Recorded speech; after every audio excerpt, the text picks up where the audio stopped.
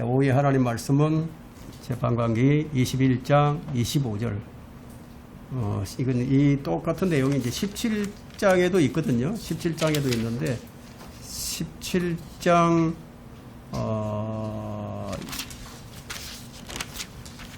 6절에도 있어요. 6절에도 똑같은 말씀이 있는데, 자, 21장 25절 제가 한 절 읽겠습니다. 그 당시에 이스라엘에 왕이 없었으니 사람마다 자기 눈에 옳은 대로 행하였더라. 자, 사람마다 자기 눈에 옳은 대로 행하였더라. 이것이 우리에게 어떤 교훈을 주고 있을까요? 오늘의 사람들이 믿음을 가지고 주님을 섬긴다고 하지만 각자가 자기 눈에 옳은 대로 믿고 싶은 대로 그냥 믿는 거예요. 하나님께서 이 성경을 통해서 자신이 어떤 분이시다, 이걸 성경에 알려주셨고, 너희가 믿을 때 어떤 방식으로 믿어야 된다 하는 것들도 이 성경에 다 기록해 주셨는데, 사람들은 그걸 싹 무시하고 자기가 믿고 싶은 대로 믿는 거예요. 그것이 현실입니다. 설교 제목이 왕이 오셔야만 하는 특별한 이유예요. 왕이 오셔야만 하는 특별한 이유. 왜 왕이 오셔야 하느냐? 그 목적이 뭐냐? 사람들은 참 아이러니하게도 자유를 원하고 자기 마음대로 하기를 원하지만, 또 한편으로는 자기를 다스려줄 그런 지도자를 필요로 하고 있다. 그래서 총선보다는 대선에 더 큰 관심을 기울이고 있습니다. 왜냐하면 왕이 누구냐에 따라서 이 삶의 질이 달라지기 때문이에요. 지금 미국에서도 지금 대선을 앞두고 있죠. 11월 달에 대선이 있는데, 지금 바이든과 또 전직 대통령이었던 이 트럼프가 대선 레이스를 지금 하고 있어요. 누가 대통령이 되느냐, 지금 전 세계가 지금 주목을 하고 있어요. 그 누가 되느냐에 따라서 각 나라의 이권이 달라지기 때문이에요. 그러나 이 성경대로 믿는 사람들은 어떤 지도자가 성경에 기록된 예언을 이루어갈 것인가에 더 큰 관심을 가지고 있어요. 그러니까 모든 종교와 정치는 우리가 이 이스라엘을 제외시키고는 생각해 볼 수가 없어요. 이스라엘을 보면은 성경의 예언이 이루어지는 것을 보이게 되거든요.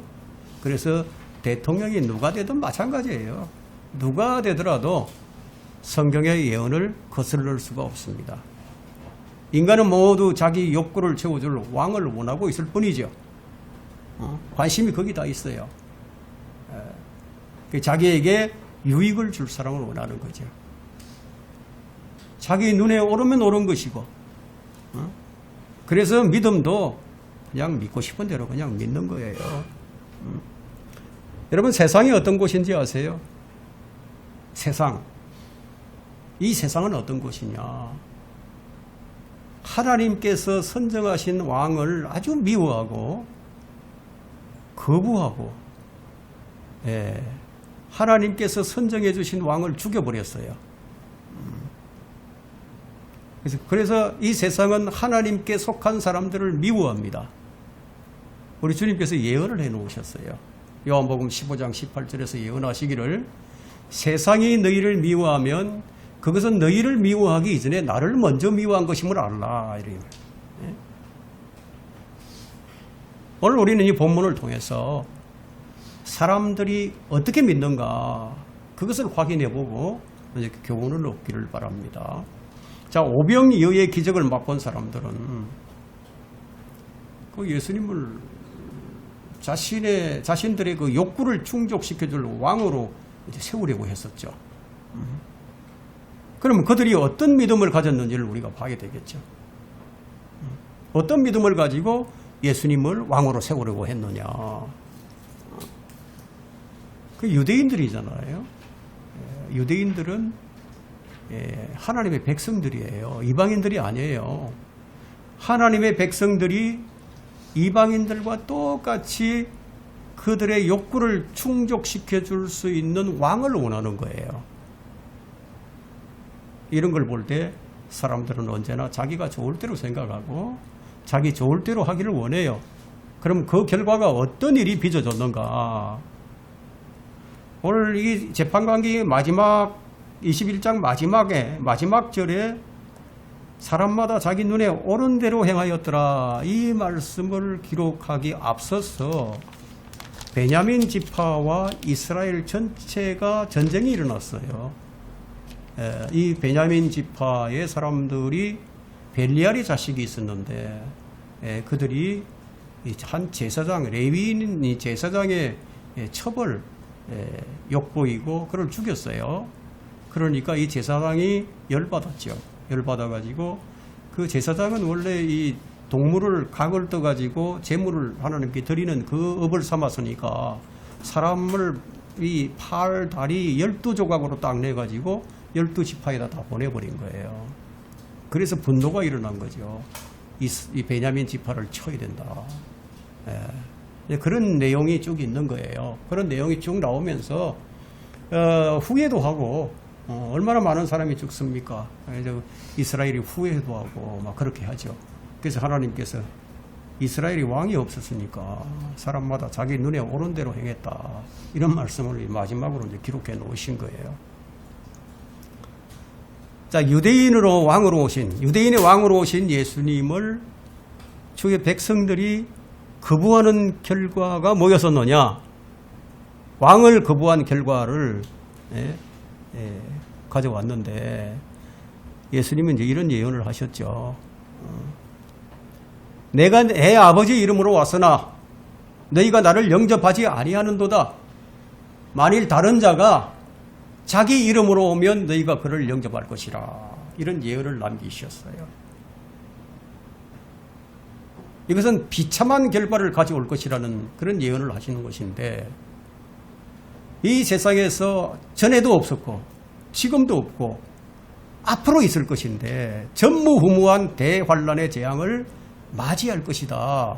그때 진짜 왕을 거절한 너희 이스라엘은 가짜 왕 메시아, 가짜 메시아, 즉 그리스도를 왕으로 영접하게 될 것이다. 이런 예언을 예수님께서 이 성경에 미리 기록해 놓으신 거예요.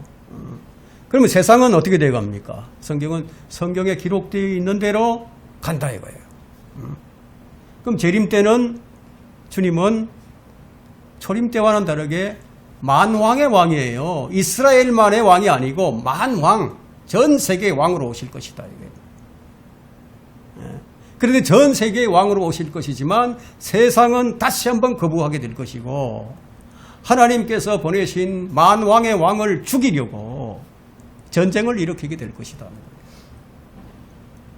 그것이 앞으로 있을 아마겟돈 전쟁입니다. 주님이 왜 왕으로 오셔야만 할까요?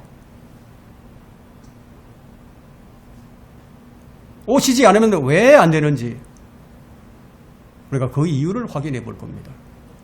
오늘 본문은 이스라엘의 타락상을 보여주는 이야기예요.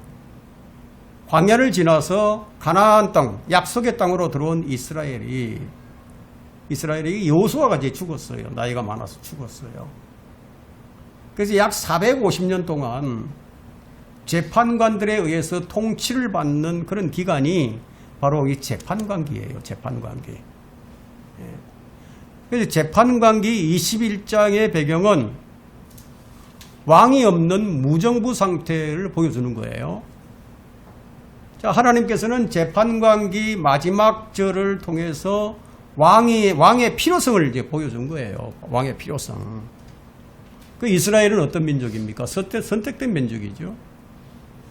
그래서 그들의 권리는 그 누구도 빼앗아갈 수 없는 권리예요. 지금 뭐 유대인의 권리, 이스라엘의 권리를 빼앗아가려고 하는 그런 기독교 그 교파들이 있지만 아무도 못 뺏어갈 그런 권리예요. 그러나 이스라엘은 이 본문의 말씀과 같이 자기 눈에 옳게 보이는 대로 행하는 죄를 범하게 됩니다. 그런데 그 원인이 뭐냐? 왕이 없었기 때문이라는 거예요. 여러분, 이제 이스라엘은 왕정 국가예요. 왕정국가. 근데 지금은 어떻습니까? 지금 이스라엘 보면은 왕정국가가 아니에요. 그냥 내각제로 운영이 되고 있죠. 그러면 이스라엘은 정상적인 나라가 지금 아니에요. 반드시 하나님께서 선정하신 왕이 필요한 나라가 바로 이스라엘이에요.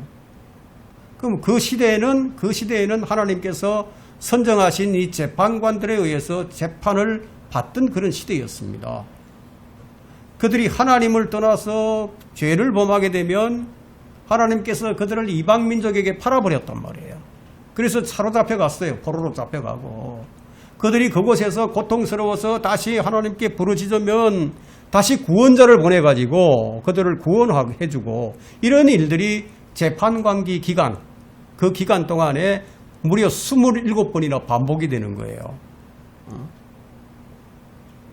그런데도 그들은 왜 자신들이 그렇게 됐는지를 깨닫지를 못하는 거예요. 오히려 왕이 없어서 포로로 잡혀가는 줄 알고, 이방인들처럼 눈에 보이는 왕이 좀 있었으면 이런 모든 문제를 해결해 주지 않았겠느냐, 그런 생각을 갖게 된 거죠. 그래서 그들의 마음은 이미 처음부터 이방의 왕을 부러워했던 거예요. 이방 나라의 왕, 보이는 왕이 있는 그런 나라를 부러워했습니다. 자기들이 가만히 보니까 이방 나라의 왕들은 항시 준비를 하고 있는 거예요. 에? 군사도 다 준비되어 있고 아주 조직 체계가 갖춰져 있었어요. 그러니까 뭐 전쟁이 일어난다, 누가 침략해 온다 그러면 다시 군인들을 소집하고 또 이 재판관이 나타나야 되고 이런 필요가 없죠. 그냥 부르짖을 필요가 없어. 그러니까 얼마나 편리해 보입니까? 저렇게 조직을 갖추고 있으니까 착착착착 진행이 되어가는구나. 그래서 너무너무 부러웠던 거죠. 그래서 하나님께서 통치하는 것보다는 이 보이는 왕이 통치하는 것이 더 좋았다. 여러분 깨닫지 못하면 어떻게 되는지 아십니까? 헛된 요구를 하게 된다 이거예요. 우리가 여기서 이걸 배워야 됩니다. 깨닫지 못하면 헛된 요구를 하게 되고 결국은 헛된 믿음을 갖게 된다는 거예요. 헛된 믿음. 왕이 오셔야 하는 이유는 무엇인가? 첫 번째는 하나님의 백성을 재판하고 다스려야 하기 때문이에요. 여러분 이게 사무엘상 8장 19절과 20절을 한번 찾아보겠습니다. 사무엘상 8장 19절 20절 제가 읽겠습니다. 그러나 백성이 사무엘의 음성에 복종하기를 거절하며 말하기를 아니니이다. 그래도 우리는 우리를 다스릴 왕을 두어 우리 또한 모든 민족들과 같이 될 것이요 우리 왕으로 우리를 재판하고 우리 앞에 나가서 우리의 싸움을 싸우도록 할 것이니이다 하더라. 여러분 한번 보세요. 역사를 한번 쭉 되돌아보세요. 한번. 여러분 진정한 왕이 있었는지를 한번 보세요. 정말 나라를 위하고 정말 백성들을 위해서 몸을 불사르는 그런 지도자들이 있었는지 한번 보라 이거예요. 모두 기득권들이었고 기득권 카르텔을 가지고 있었죠. 여러분 조선 왕조 500년을 보면 아니 뭐 우리나라 역대 대통령을 한번 보세요. 국민을 위해서 간이라도 빼내어 줄 것처럼 공약했던 자들이 대통령 되고 난 다음에 어떻게 했어요? 자, 이런 건 다른 나라에도 마찬가지예요. 그 이스라엘은 보이는 왕이 있으면 왕이 자기들을 대신해서 싸워줄 것이라고 생각을 했죠. 정말 그럴까요? 전쟁이 나면 누가 먼저 죽죠? 왕은 잘 안 죽어요. 백성들이 죽죠. 그러니까 착각을 하고 있는 거죠. 그들의 마음은 이미 다른 곳에 가 있었어요. 이방 제도가 부러웠던 겁니다. 우리 주 예수 그리스도가 왕이시고 만주의 주시지만 이것은 분명한 사실이에요. 이것은 분명한 사실이지만 그러나 현재는 아니라는 거예요. 현재는 아니에요. 여러분, 그분이 지금 왕이 되어서 이 세상을 통치하고 계시나요? 그렇지 않죠. 그러나 재림 때 이것이 이루어진다는 거예요. 지금 이 세상의 신은 믿지 않는 자들의 마음을 어둡게 해서 하나님의 영광스러운 복음, 그리스도의 영광스러운 복음이 사람들의 마음에 비치지 못하게 딱 가로막는 일을 한다는 거예요. 그 자가 바로 이 세상 신인데 마귀라고 부르죠. 마귀. 고린도후서 4장 4절에서 마귀다. 에베소서 2장 2절에서는 지금은 불순종하는 자들 안에서 역사하는 공중권세의 통치자다. 이렇게 얘기를 하고 있어요. 그러면 이 세상을 통치하는 자가 지금 누구냐요? 이 세상 제도를 운영하고 움직이는 이 자가 있는데 이 세상의 왕이 누구냐 이거예요. 분명 마귀죠. 마귀란 말이에요. 근데 하나님께서 마귀가 이 세상을 다스리도록 잠시 좀 허락하신 거예요. 그러면 언제부터 그렇게 됐느냐? 아담의 타락으로부터 시작을 해서 요한계시록 19장에 주님께서 재림하실 때까지. 그래서 이 세상은 지금 진짜 왕 대신에 지금 마귀를 왕으로 지금 섬기고 있다는 거예요. 이런 걸 누가 압니까? 성경을 통하지 않으면 이걸 알 수가 없죠. 이 왕이라는 단어는 창세기 14장에 처음으로 등장합니다. 여러분, 세속사를 공부한 사람이라면은 함무라비 법전이 무엇인지를 배웁니다. 세계 역사 속에서 함무라비 법전이 뭔지 알죠? 아므라펠은 바벨로니아 제6대 왕으로 잘 알려져 있어요. 그럼 창세기 14장에 나오죠. 창세기 14장은 BC 1900년. 그러면 지금 재판관계는 한 500년이 흘러가지고 지금 BC 1400년경입니다. 이방 나라에는 왕들이 있었지만 근데 이스라엘은 공식적인 왕이 없었어요. 그러나 성경에 보면은 이스라엘에 왕이 없었느냐? 그게 아니에요. 있었어요. 있었는데 한번 보실까요? 신명기 33장 5절에는 왕이 있었다고 얘기를 합니다.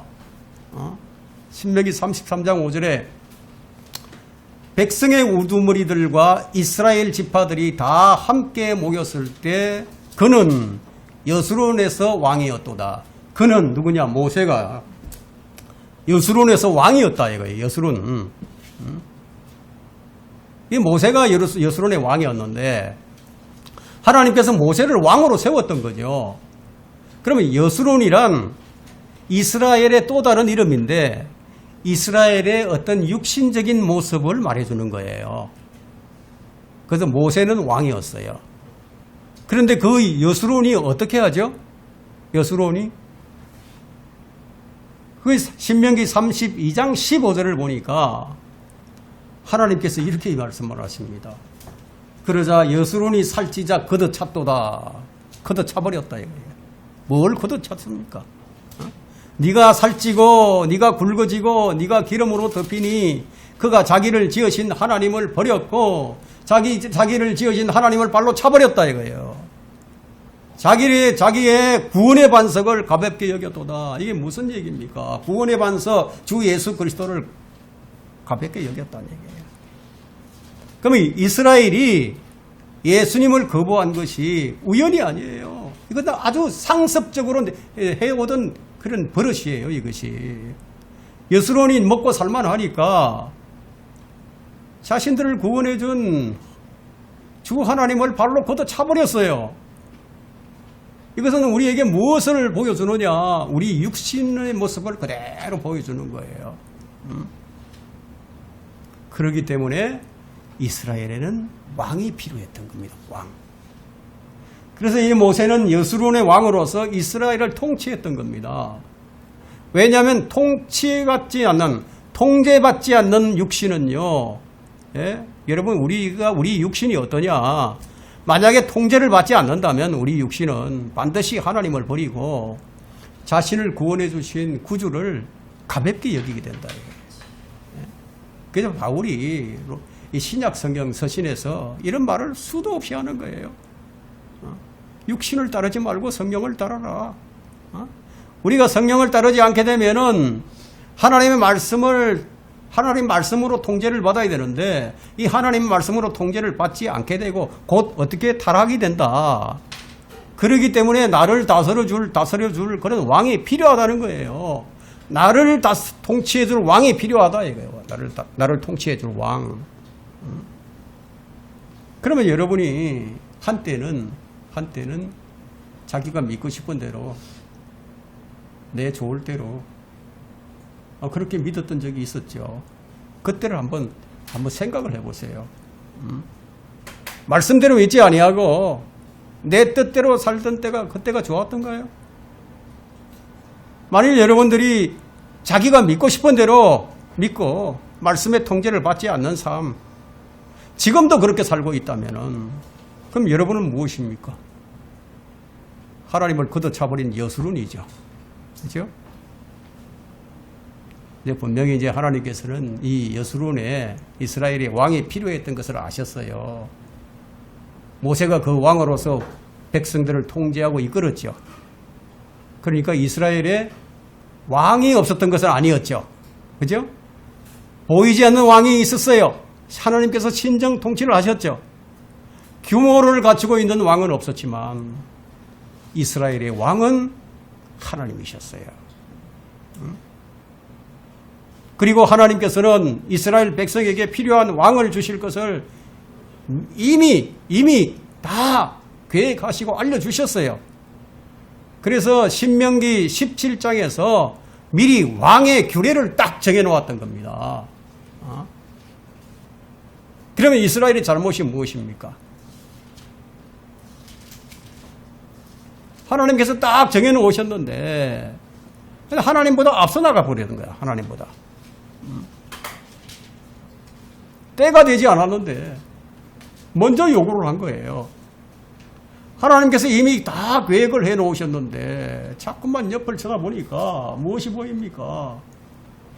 그 이방 나라가 딱 보이니까 이방 나라의 왕들을 보니까 규모를 갖추고 있고 아주 군대를 다 갖추고 있으니까 대단해 보이죠. 그러니까 우리에게도 그런 왕만 있었다면은 정말 우리도 다 될 것 같은데 그래서 왕을 달라고. 그들이 육신적인 요구를 계속 거듭하자 하나님께서는 그들에게 허락을 하십니다. 어떻게 허락을 하셨어요? 육신적으로 요구를 하니까 육신적인 왕을 주신 거예요. 그 결과 사울 왕의 통치 40년 동안 이스라엘은 공경에 빠지게 되죠. 그래서 사울 왕은 원래 이스라엘의 초대 왕인데 족보에도 없는 왕이 되고 말았어요. 족보에 오르지 못했어요. 이스라엘은 모세, 여호수아 이후에도 왕이 없었던 것이 아니에요. 이스라엘의 왕은 언제나 하나님이셨어요. 그럼 우리가 하나님의 백성이라면 그럼 우리의 왕은 언제나 하나님이시죠. 그죠? 그들이 이제 이스라엘이 이집트에서 나올 때 성경에서 이스라엘을 가리켜서 그 오합 지도들인데 이미 하나님의 군대였다 이렇게 이제 표현을 합니다. 성경이. 이스라엘에서 나올 때 뭘 가지고 나왔습니까?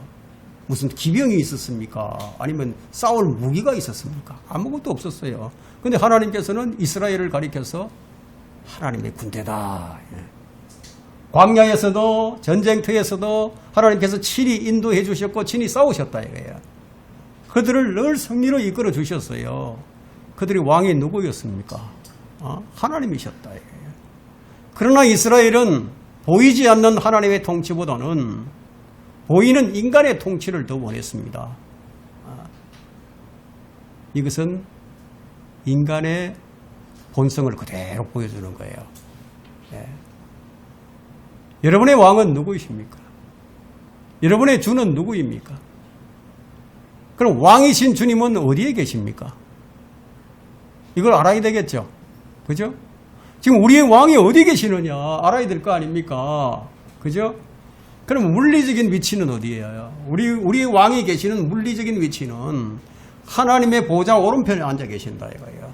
저 북극성 위쪽에 빈자리가 있는데 알파 드라코니스를 넘어서서 우주 너머에 거기에 하나님의 보좌가 있다 이거예요. 그래서 지구는 진북 방향을 딱 가리키고 있는 거예요. 그쪽이 위에요, 위. 예. 그곳이 셋째 하늘이죠. 셋째 하늘. 그런데 영적으로는 하나님의 나라의 왕으로서 친히 지금 우리를 다스리고 계십니다. 예수님이 이런 말씀을 하셨어요. 마태복음 18장 20절에서 두세 사람이 내 이름으로 모이는 곳에 나도 너 그들 가운데 있느니라. 그분이 지금 몸이 지금 저기 셋째 하늘에 딱 하나님 오른편에 앉아 계시지만 그분의 영은 성령으로 우리 안에 거하신다 이런 말씀을 하신다 이거예요. 그래서 고린도전서 6장 17절에서는 주와 합한 자는 한 영이니라. 참 저런 성경 구절이 참 많이 있지만 이 성경 구절보다 위대한 것은 저는 없다고 생각합니다. 왜냐하면 주와 합한 자는 한 영이다 이거 한 영. 이보다 더 위대한 일이 어디 있습니까? 그래서 우리는 영어로는 지금 주님과 함께 천상에 앉혀 있다. 이런 신비스러운 일이 또 있을 수 있어요. 그래서 에베소서 2장 6절에서 이 말씀을 하고 있잖아요. 또 함께 일으키사 그리스도 예수 안에서 천상에 함께 앉히셨으니. 한번 보세요. 그러면 우리는 언제나 주님과 함께 하고 있는 거죠. 지금 우리 몸은 지금 여기 있어서 하나님, 우리 주님과 멀리 지금 떨어져 있지만 영어로는 지금 함께 있다 이거예요. 영어로는 지금 천상에 그리스도와 함께 있고 영어로는 지금 내 안에 그리스도와 함께 있다 이거예요. 주님이 지금 안 보이시니까 마치 안 계신 것처럼.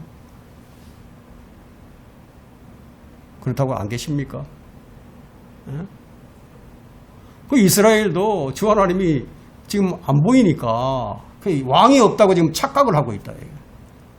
그러니까 사람들이 어떻게 합니까? 다 사람들은 자기 눈에 오른 대로 행하는 거예요. 그리고 왕을 달라고 보이는 왕을 달라고. 요즘 사람들의 왕이 누군지 아십니까? 여러분 지금 이 사람들의 왕이 누구라고 생각하세요? 돈이에요. 돈. 뭐니 해도 마니가 최고의 머니가. 그래서 돈이 왕이다. 돈이면 다 되는 세상이야. 돈이 왕을 만들고 돈이 왕을 움직이게 하니까 그래서 사람들은 돈을 왕으로 삼아버렸어요. 이 사람들의 삶은 돈을 따라가는 거예요. 여러분 돈이 왕인데 그럼 진짜 왕이 보이겠어요? 진짜 왕이 안 보여. 많은 사람들이 돈 때문에 믿음에서 떠나가요. 성경은 그래서 뭐라고 말씀하시느냐. 디모데전서 6장 10절에서 돈을 사랑하는 것이 모든 악의 뿌리이니 돈이 나쁘다는 것이 아니고요. 돈을 사랑하는 그것이 나쁘다. 돈을 사랑하는 것이 모든 악의 뿌리이니 이것을 욕심내는 어떤 사람들이 믿음에서 떠나서 방황을 하다가 많은 슬픔으로 자신을 질러도다. 여러분 믿는 사람들이 그냥 믿음에서 떠나서 돈만 따라가지고 돈을 벌려고 그렇게 애를 쓰고 뭐 이러다가 정말로 쫄딱 망해가지고 자신을 찔르는 사람들을 저는 많이 봤습니다. 왕이 오셔야만 하는 이유. 두 번째는 왕이 없으면 사람마다 자기 눈에 오른 대로 행하기 때문이에요. 그래서 왕이 오셔야만 하는 거예요. 그 당시에는 이스라엘에 왕이 없었으니 사람마다 자기 눈에 오른 대로 행하였더라. 여러분 이런 말이 있습니다. 조선놈은 맞아야 정신을 차린다. 이런 말이 있어요.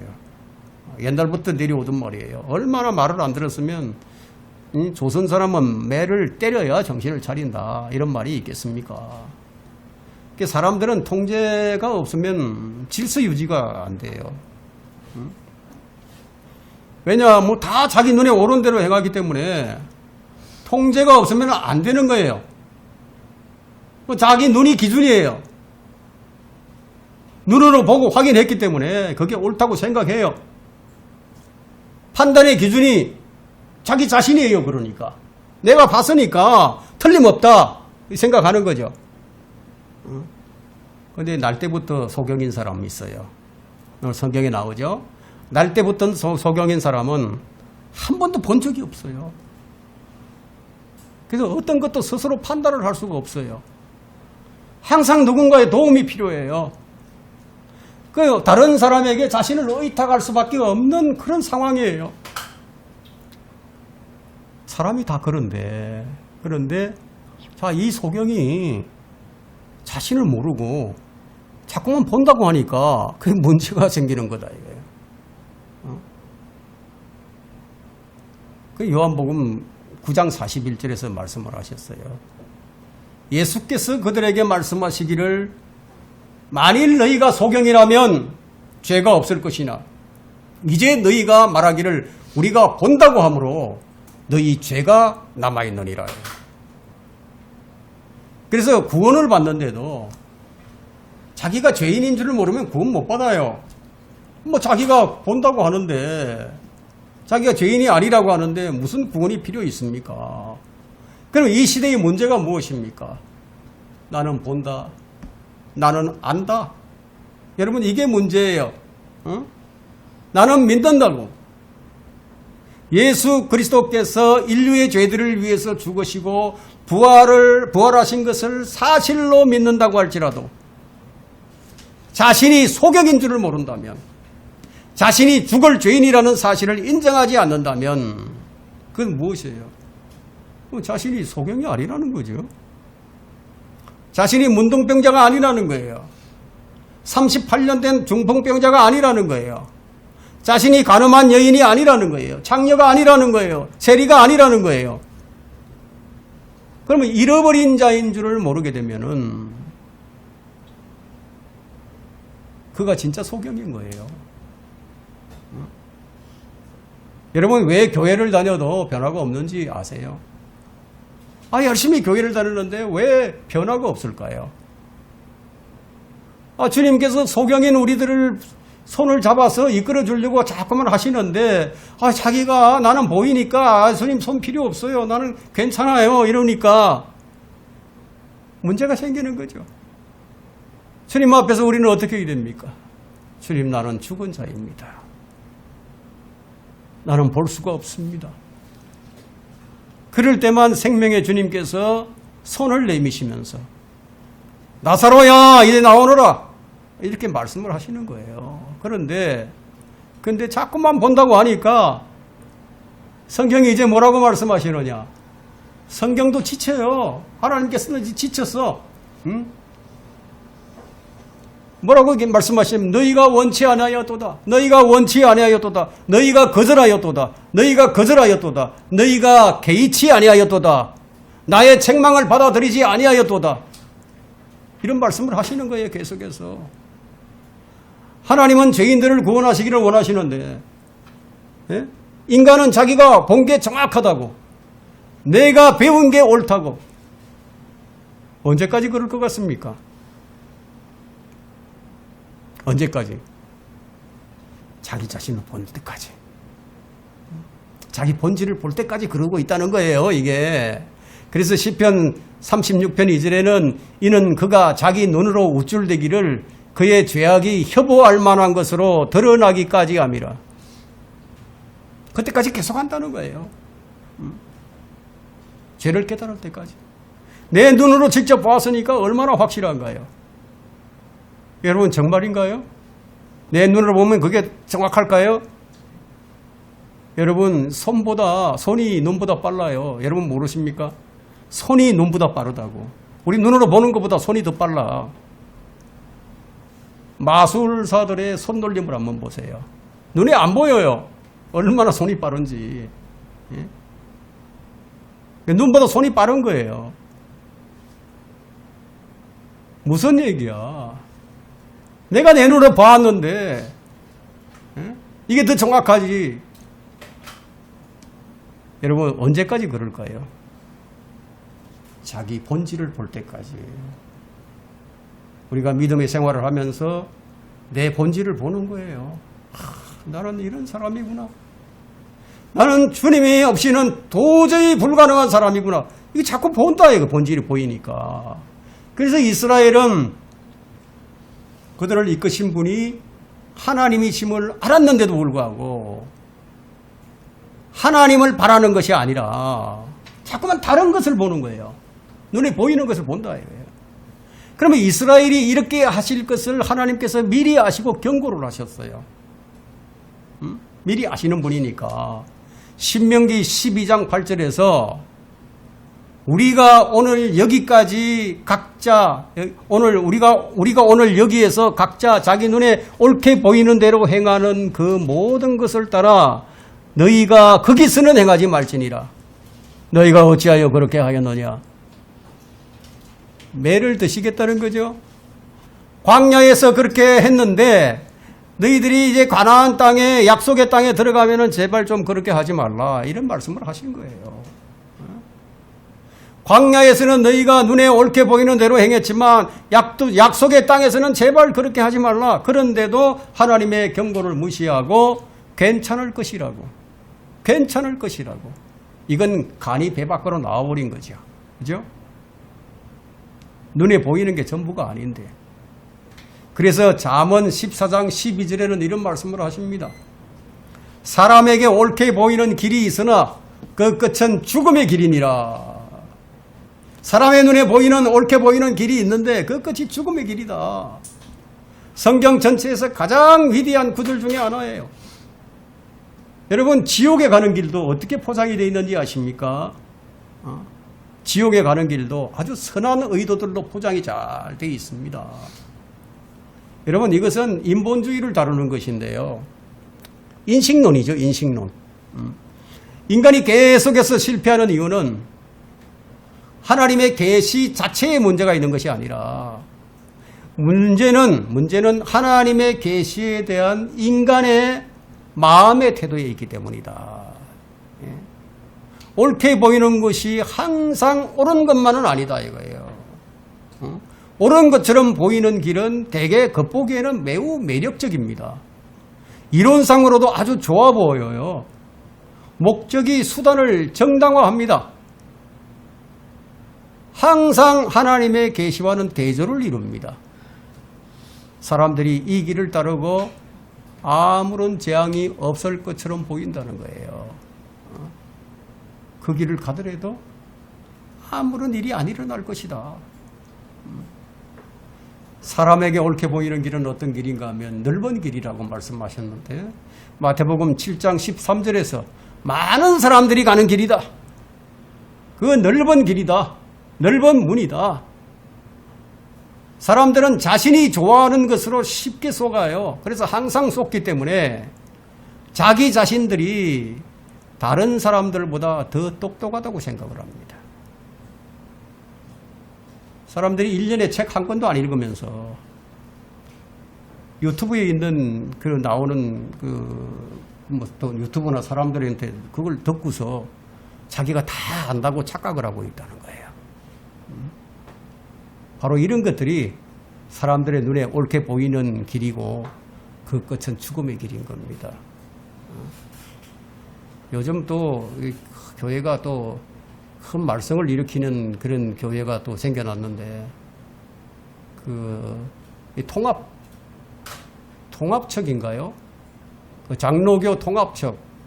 우리나라 이 파란 이 한반도 그림이 딱 그려져 있고 가운데 십자가 딱 그 로고가 있는 이 교단인데 그게 총회장이 또 불륜을 저질러 가지고 지금 난리가 나 있습니다. 참 기가 막힐 일이 일어나는 거죠. 자, 사람들이 그렇다 이거예요. 근데 주님께서는 뭐라고 말씀하시죠? 보지 않고 믿는 자가 더 복이 있다. 보지 않고 믿는 자가 더 복이 있다. 우리는 어떻습니까? 우리는 믿음으로 행하고 보는 것으로 하지 아니하느니라. 우리는 믿음으로 행하고 보는 것으로 하지 않아요. 이게 그리스도인입니다. 고린도후서 5장 7절에 그 말씀이 기록이 되어 있죠. 우리가 바라는 것들은 보이는 것들이 아니요 보이지 않는 것들이라. 보이는 것은 잠깐뿐이지만 보이지 않는 것들은 영원한 것이기 때문이라. 고린도후서 4장 18절에 말씀하고 있죠. 우리 그리스도인들은 어떤 자들이냐? 보는 대로 믿는 자가 아니라 기록된 대로 믿는 자예요. 기록된 대로. 그러면 기록된 것과 보는 것의 차이가 뭐죠? 보는 것은 보는 그 순간에 내 눈이 기준이 되어버립니다. 그래서 보는 대로 믿으면 안 돼요. 그리스도인은 기록된 대로 믿는 자예요. 그러면 기록된 대로라는 것은 뭐냐 하면은 내 기준이 제거되어 버렸다 이거예요. 그래서 사람들은 보는 대로 믿죠. 그래서 성경을 보고 싶은 대로 그냥 보는 거예요. 성경을. 그러니까 자기 눈에 오른 대로 행하는 거예요. 하나님을 바라보지 않는 눈은 소경입니다. 자신이 소경임을 인정을 하면 주님께서 빛으로 인도를 해주시고 눈을 열어서 보게 하실 것인데 자꾸만 본다고 하니까 다른 빛이 필요가 없는 거죠. 그건 무슨 말이냐면 깨달음이 없다는 거예요. 여러분 성경을 100독을 읽었다 하더라도 깨달음이 없다면 무슨 소용이 있습니까? 깨달아야죠. 복음이 온 세상에서와 같이 너희에게도 이르니 너희가 듣고서 진리 안에서 하나님의 은혜를 깨달은 날로부터 너희에게서도 마찬가지로 열매가 맺는도다 하고 골로새서 1장 6절에 기록되어 있는 것처럼 여러분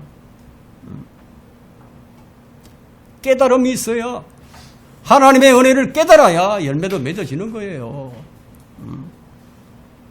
자, 요한복음 1장 4절을 한번 보세요. 거기에 뭐라고 되어 있습니까? 그분 안에는 생명이 있었으니 그 생명은 사람들의 빛이라.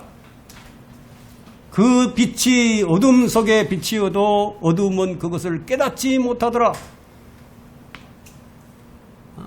예수 그리스도는 세상을 비추는 빛인데 이 빛이 비추더라도 사람들이 마음이 어두워서 그것을 깨닫지 못한다는 얘기예요. 빛이 들어가기만 하면 어떻습니까? 어둠은 사라지죠. 그래서 주님이 오실 때까지는 이 세상은 흑암이에요. 어둠이에요. 그래서 성경에서 밤이라는 표현을 하게 되잖아요. 밤이라는 것을 상징적으로 보여줄 때는 그것이 이 교회 시대를 가리키는, 예수님이 안 계신 이 교회 시대를 가리키는 거예요. 주님께서 왕으로 오셔야 하는 이유는 뭐냐? 이 어둠의 세상에 빛이 필요하기 때문에, 왕이 없으면 사람마다 자기 눈에 옳은 대로 행하기 때문에, 그래서 왕이 오셔야만 한다. 세 번째는 그분의 왕국에 그분의 백성을 모으기 위해서 그분이 오셔야만 한다는 거예요. 왕이 오셔야 하는 이유는 백성을 모으기 위함이다. 그분의 왕국에는 오직 믿음만이 요구될 뿐입니다. 히브리서 11장 6절에는 믿음이 없이는 하나님을 기쁘시게 할 수가 없나니 하나님께로 나오는 자는 그분이 존재하시는 것과 자기를 열심히 찾는 자들에게 보상하시는 분임을 마땅히 믿어야 할지니라. 믿음이 필요하다. 예수님께 나오는데 믿음이 필요하다. 주 예수를 믿어라. 왕을 영접하라. 이것은 해도 그만 안 해도 그만이 아니고 모든 사람에게 하신 명령이에요. 그런데 사람들은 믿을 수가 없다고 얘기를 합니다. 또 믿어지지도 않는다고 얘기를 합니다. 그러면 우리 주님께서 지금 억지를 쓰고 계신다는 건가요? 왜 믿으라고 하셨습니까? 이유가 있죠.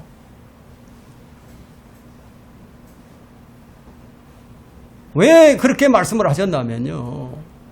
각 사람에게 의지를 주셨어요. 자기 의지를 주셔서. 그래서 그것을 안 믿을 때 그 안 믿는 것 때문에 심판을 하시겠다는 겁니다. 그런데 사람들은 각자 자기 눈에 오른 대로 행하더라.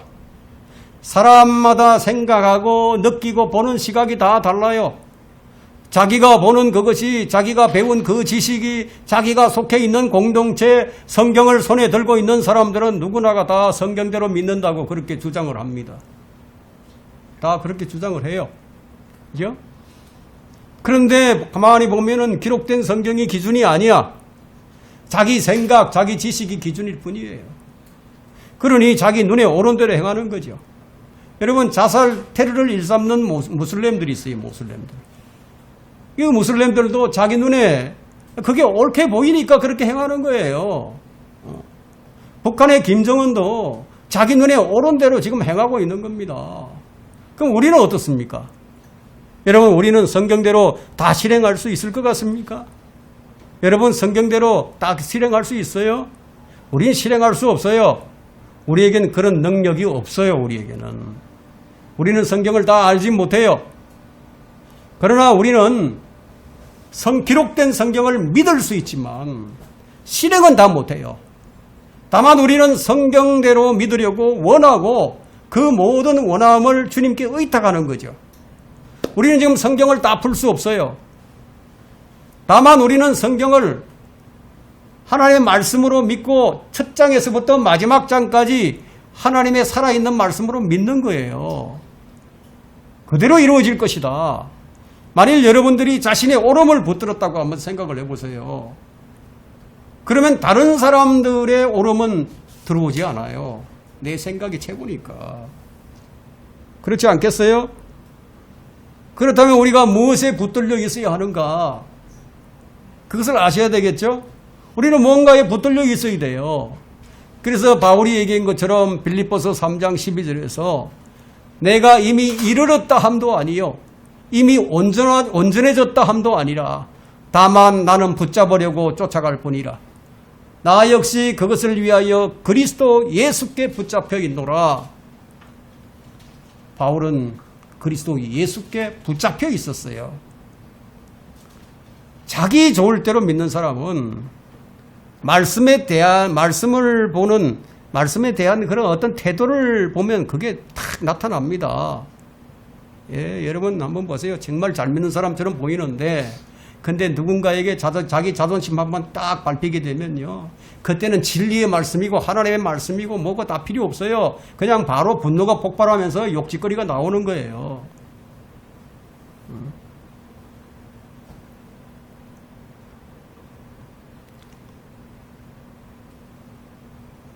시간이 참 빨리 지나가네요. 하여튼 조금 건너뛰고 가겠습니다. 하나님께서 이스라엘의 한 왕을 선정하셨어요.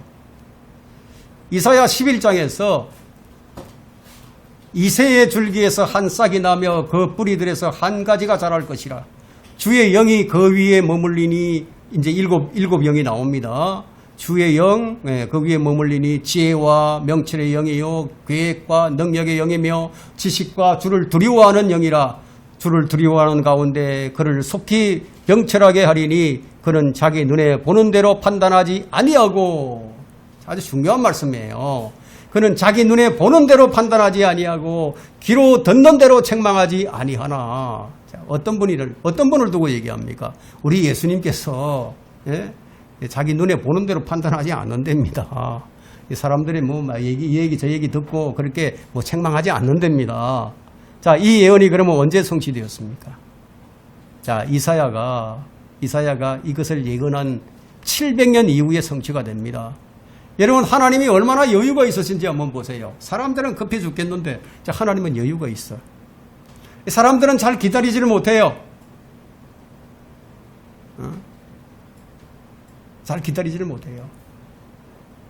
지금 2000년이 지났는데 주님이 안 오시니까 이제 주님 안 오시나 보다. 그런 생각이 들죠. 성경이 틀린 건가? 이런 생각을 갖게도 되죠.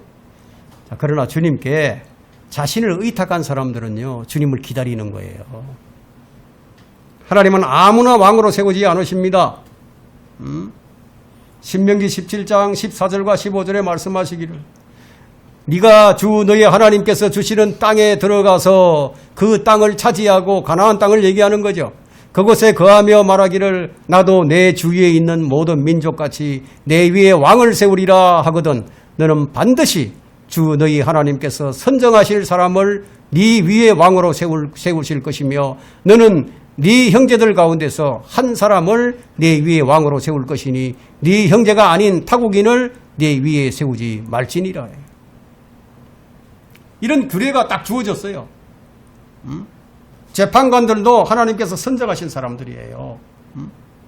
왕은 기름을 부어서 왕을 세워야 하는데 근데 재판관들은 기름을 부은 사람들은 아니었어요. 그렇지만 재판관들은 그 시대에 재판을 하기 위해서 선정된 사람들이었어요. 그럼 이스라엘은 어떻게 해야 했습니까? 왕을 기다려야만 했죠. 그러면 그들이 이 규례들을 몰랐을까요?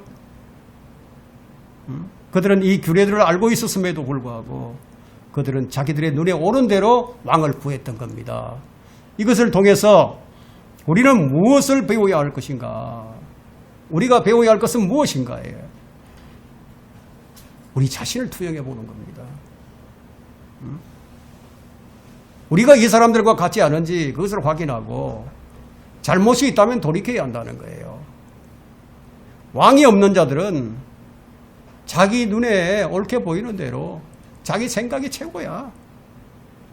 그러나 왕이 있는 사람들은 왕이 최고야. 왕의 옳음만이 자기 기준이에요. 그럼 왕이 누구냐? 이거예요. 왕이 누구냐? 내 왕이 누가 되어야 되느냐? 이거예요. 돈이 왕이면 돈이 최고겠죠. 명예가 왕이면 명예가 최고겠죠. 권력이 왕이면 권력이 최고겠죠. 그럼 예수님이 왕이면은 예수님이 최고겠죠. 그죠? 그 왕이 예수님이 아니라면요, 다 자기 옳은 대로 행하고 있는 거예요. 눈에 보이는 대로 판단하고 그 판단에 따라서 살아갈 수밖에 없다는 겁니다. 나의 왕이 우리 구주 예수 그리스도시라면은 나의 기준은 언제나 주님이십니다. 주님의 명령이 나의 근거가 되죠. 모든 근거가 주님이에요. 여러분에게 왕이 없다면 그냥 자기 눈에 오른 대로 살아가는 것이 분명합니다. 그냥 믿고 싶은 대로 믿고 취하고 싶은 좋은 구절들만 뽑아서 그냥 믿는 거죠. 그러나 왕이 우리 주님이 분명하다면 여러분들은 왕에게 물어볼 겁니다. 눈에 보이는 대로 하는 게 아니라 왕께서 뭐라고 말씀하실까? 왕은 어떤 판단을 내리실까? 그 왕의 명령이 내 옳음이 되고 왕의 기쁨이 내 기쁨이 되고 왕이 나의 모든 보장이에요. 그러니까 왕께서 무슨 말씀을 하실까? 왕의 입술에 내 눈이 주목이 되고 내 귀가 거기 다 집중이 된단 말이에요. 내 생각대로 아니에요. 하나님 말씀이 복종이에요. 그러면 그 왕이 막이라면 어떨까요? 파멸과 멸망의 길로 갈 수밖에 없겠죠. 그러나 그 왕이 주 예수 그리스도시라면 그 길은 생명과 영생의 길이겠죠.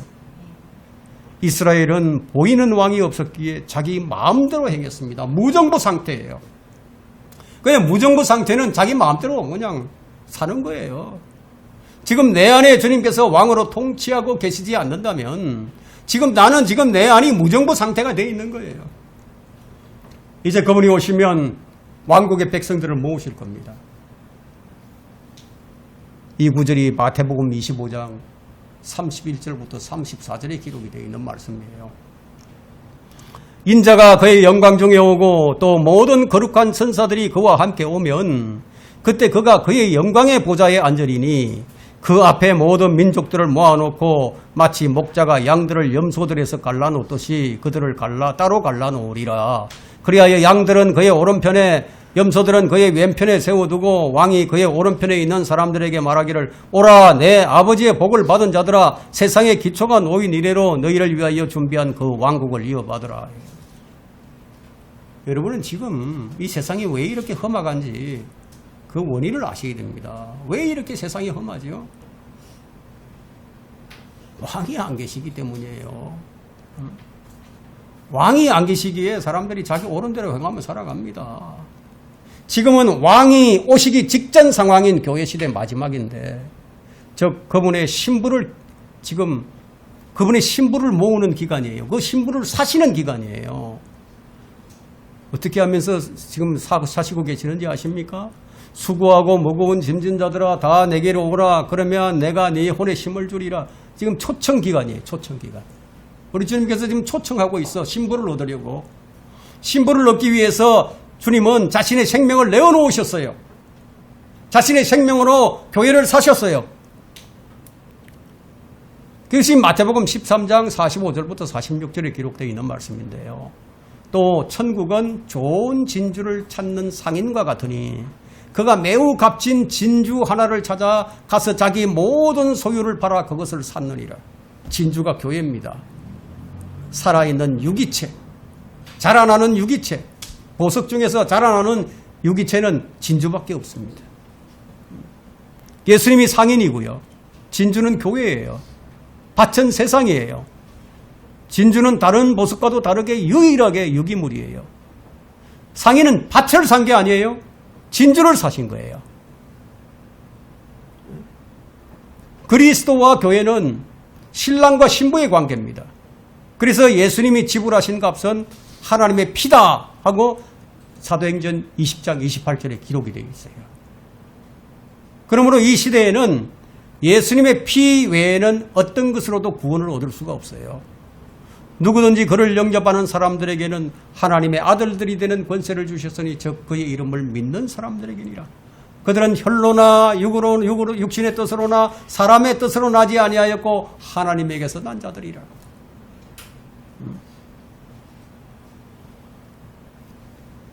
성경이 이처럼 명확하게 그 방법론을 제시해 줍니다. 이 방법 외에는 다른 길이 없어요. 결론적으로 이 세상의 모든 문제는 왕이 오셔야만 해결이 됩니다. 왕이 안 계시니까 엉망이에요, 전부. 정치, 문화, 경제, 교육, 자연, 환경, 이 세상이 왜 이렇게 엉망인지 아세요? 왕이 없으니까 그런 거예요. 왕이 없으니까 사람마다 자기 눈에 오른 대로 행하는 겁니다. 그런데 하나님의 나라의 백성이 된 사람이 그냥 왕이 없는 것처럼 사는 자들도 있어요. 자기 눈에 왕이 안 보이니까 그냥 자기 믿고 싶은 대로 믿고 사는 그리스도인들이 있다는 얘기예요. 여러분 이제 곧 왕이 오십니다. 그때는 모든 문제가 해결이 됩니다. 자연의 문제, 환경의 문제, 전쟁, 기근, 질병, 이념, 사상, 교육 모든 문제는 왕이신 주 예수 그리스도께서 오셔야만이 해결이 됩니다. 특히 우리 그리스도인들의 육신의 문제도 그때는 해결이 됩니다. 우리의 천한 몸이 그분의 영광스러운 몸과 같이 변모된다 이거야. 그러니까 우리는 요한계시록 제일 마지막에 주 예수여 어서 오시옵소서. 왜 성경이 이렇게 마지막을 이런 말씀으로 장식을 하고 있는지 아십니까? 왕이 오셔야만이 모든 것이 해결이 되니까. 우리의 기도의 주된 내용이 바로 이것이어야 한다 이거예요. 왕은 반드시 오십니다. 왜냐하면 하나님께서 말씀하셨기 때문이에요. 말씀하신 대로 이루어집니다. 왕이여 어서 오시옵소서. 아멘. 네, 오늘 설교 마쳤습니다.